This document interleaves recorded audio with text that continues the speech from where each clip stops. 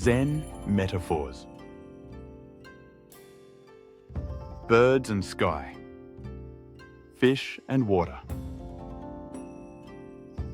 What happens to a fish the moment it leaves the water?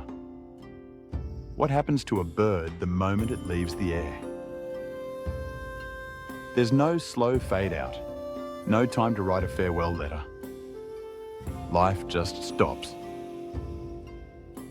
And here's the uncomfortable part. According to Zen, that's exactly what happens to enlightenment the moment practice stops. In the Zen imagination, sky and water aren't just scenic backdrops. They are the infinite, sustaining mediums in which life unfolds. Birds live in the sky. Fish live in the water. Take away their medium and you take away life. It's not a moral judgment, it's physics.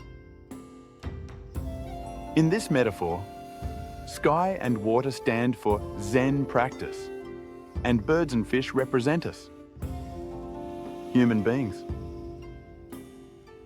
And the way birds and fish live fully in their element symbolizes the way enlightenment manifests fully during practice. Dogen, in the Genjo Koan, says, when fish swim in the ocean, there is no limit to the water. When birds fly in the sky, there is no limit to the sky.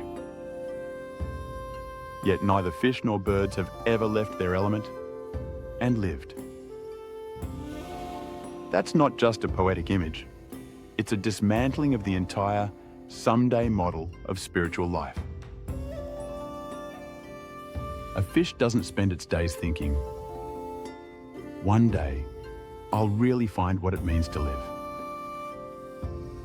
A bird doesn't set goals to earn its next breath. They're already manifesting the activity of living. Likewise, practice and realization aren't two separate phases. They're the same activity, happening at the same time. But here's the cautionary side. The fish that leaves the water dies. The bird that leaves the air dies. And for humans, stepping out of the medium of practice has the same consequence for awakening. It ceases. Not because the universe is punishing you, but because enlightenment is not a decorative trophy you keep on a shelf after experiencing it once. It's a living state, and it breathes only in the oxygen of practice. This is where the metaphor shifts from beautiful to urgent. For a fish, swimming isn't a fitness routine. For a bird, flying isn't a weekend hobby. For someone seeking to live in full awareness, practice isn't an optional extra. It's the environment in which realization exists. Stop practicing, and you don't just slow your progress. You end the thing itself. And yet, the medium in which this all happens is infinite. A fish can't run out of ocean. A bird can't hit the edge of the sky. Likewise, the activity of practice can't be depleted. It's boundless.